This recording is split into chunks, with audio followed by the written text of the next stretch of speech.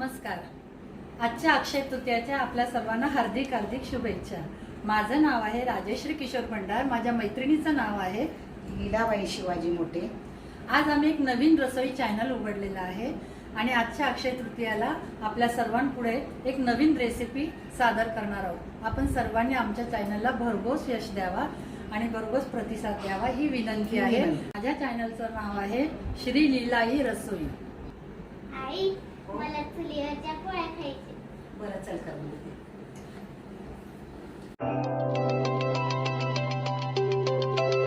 ही आहे चण्याची डाळ आणि ह्या डाळीला तेल न भिजवता तेल लावून डायरेक्ट गरम पाण्यात घातलंय, ते पण चुलीवर. आपली डाळ शिजत आलेली आहे, पण डाळीवर झाकण जे ठेवले ते झाकणात आपण पाणी घातलेलं आहे. वर गरम पाणी होतंय त्याच्यामुळे ते वाफेने, आणि ते त्याच्यात घातले. डाळ शिजली आहे बऱ्यापैकी, आपण बघू शकता. डाळ शिजली आहे. डाळ चाळणीत काढली आणि पाणी खाली ठेवलेलं आहे. ते पाणी, ह्या पाण्याचं आपण आमटी बनवणार आहोत. आता आपण म्हणजे शिजलेली डाळ आहे ती मॅशरनी चाळणीमध्ये बारीक करून घेत आहेत लीलाताई, आणि ही अशी वाटल्याने ती खाली त्याचा छान लगदा पडतो. त्याच्याने पुरण तयार करायचं आहे आपल्याला. ज्यांच्याकडे मॅशर असतं नसतं ना, त्यांनी ह्या ग्लासानी किंवा फुलपात्राने पण असं मॅश करता येतं आपल्याला. हे पुरण बनवलं. पुरणामध्ये आपण मीठ घालत आहोत. आता ह्याच्यामध्ये आपण काय काय घेतलंय? वेलची, जायफळ, सुंठ आणि हे सगळ्याचं साखर घालून वाटण केलेलं आहे, बारीक पावडर, आणि ती पावडर टाकली. आता हा एवढा गुळ एवढ्यासाठी पुरतो, आणि आता त्याचं व्यवस्थित मिक्सर करून घेत आहोत. आणि गुळाला पाणी सुटते, पुरणाला पाणी सुटले, ते लिक्विड फॉर्म मध्ये थोडं होतंय, आणि ह्याला हलवत हलवत आता आपण घट्ट करायचं आहे.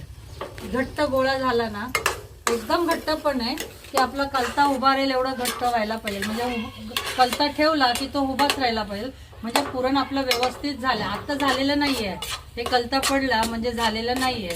हा अजून थोडा घट्ट करायचा. अजून एक आपला 2-3 मिनिटांमध्ये होईल.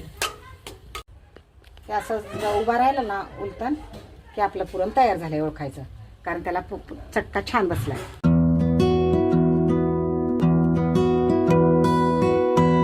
आपण आता गव्हाचं पीठ मळलेलं आहे. नुसतं गव्हाचं पीठ घेतलेलं आहे आणि ते 10 मिनिटापूर्वी चपातीला आपण साधं रोज मळतो तसं कणिक मळलं, आणि आता पोळ्या बनवायच्या आहेत म्हणून याच्यात तेल टाकून व्यवस्थित एकजीव करून घेते. परत पिठाचा गोळा घेतलाय, थोडासाच, जास्त घ्यायचा नाही पिठाचा गोळा. त्याच्यात पुरण जास्त भरायचं. तर पुरणाचं प्रमाण बघा किती मोठा गोळा घेतलाय आपण.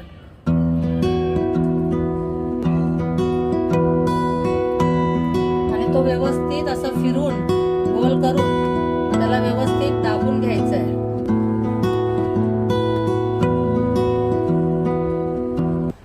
आपण आता भरले ना पुरण त्याची पोळी बघा कशी लाटतोय आपण.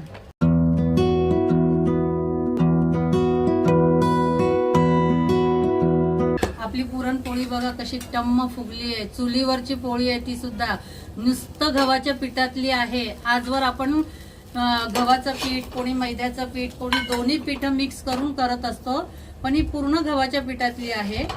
आपण हे करून बघा, आपल्याला आवडेल. आम्हाला कमेंट्स पाठवा आपले. पुरी फुगावी तशी, तळून फुगावी तशी पुरण